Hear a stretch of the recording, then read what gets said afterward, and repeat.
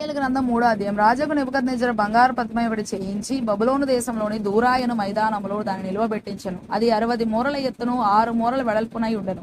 రాజుకు నెబుకద్నెజరు అధిపతులను, సేనాధిపతులను, సంస్థానాధిపతులను, మంత్రులను, ఖజానాదారులను, ధర్మశాస్త్ర విధాయకులను, న్యాయాధిపతులను, సంస్థానములలో ఆధిక్యము వహించిన వారిని అందరినీ సమకూర్చుటకును, రాజుకు నెబుకద్నెజరు నిలువబెట్టించిన ప్రతిమ యొక్క ప్రతిష్టకు రప్పించుటకును దూతలను పంపించగా ఆ అధిపతులను, సేనాధిపతులను, సంస్థానాధిపతులను, మంత్రులను, ఖజానాదారులను, ధర్మశాస్త్ర విధాయకులను, న్యాయాధిపతులను, సంస్థానములలో ఆధిక్యం వహించిన వారందరూ రాజుకు నెబుకద్నెజరు నిలువబెట్టించిన ప్రతిమ యొక్క ప్రతిష్ట కూడి వచ్చి రాజుకు నెబుకద్నెజరు నిలువబెట్టించిన ప్రతిమ ఎదుట నిలుచుండిరి.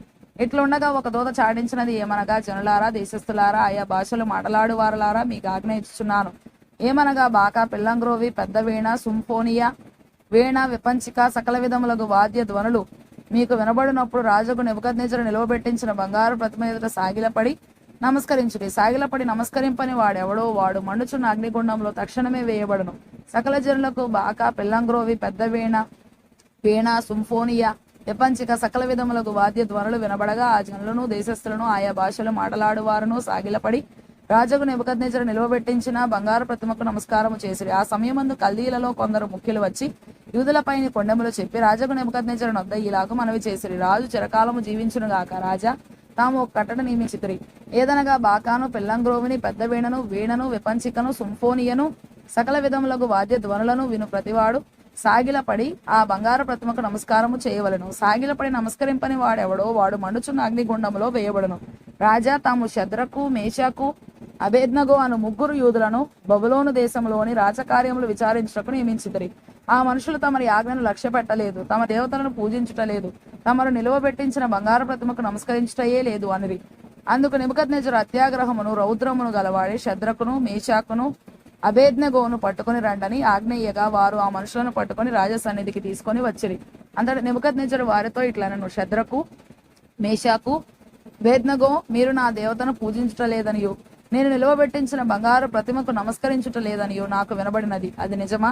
బాకాను, పిల్లంగ్రోవిని, పెద్ద వీణను, సింఫోనియను, విపంచికను, సకల విధములకు వాద్య ధ్వనులను మీరు విను సమయములో సాగిలపడి నేను చేయించిన ప్రతిమకు నమస్కరించుటకు సిద్ధముగా ఉండిన ఎడల సరే.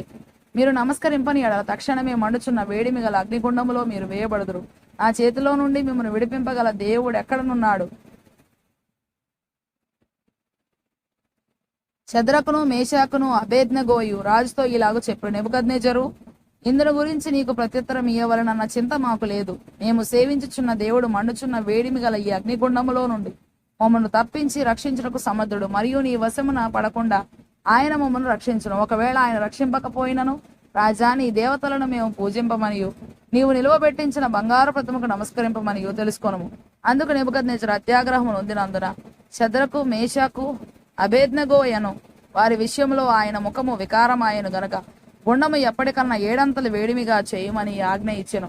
మరియు తన సైన్యములో నుండి బలిష్ఠులలో కొందరిని పిలువనంపించి శద్రకును, మేషాకును, అబేద్నగోను బంధించి వేడిమి కలిగి మండుచున్న ఆ గుండములో వేడని ఆజ్ఞ ఇయ్యగా వారు వారి అంగీలను, నిలువుటంగీలను, పైవస్త్రములను, తక్కిన వస్త్రములను తీయకయే యున్నపాటున 3 వేడిమి కలిగి మండుచున్న ఆ గుండము నడుమ పడవేసిరి.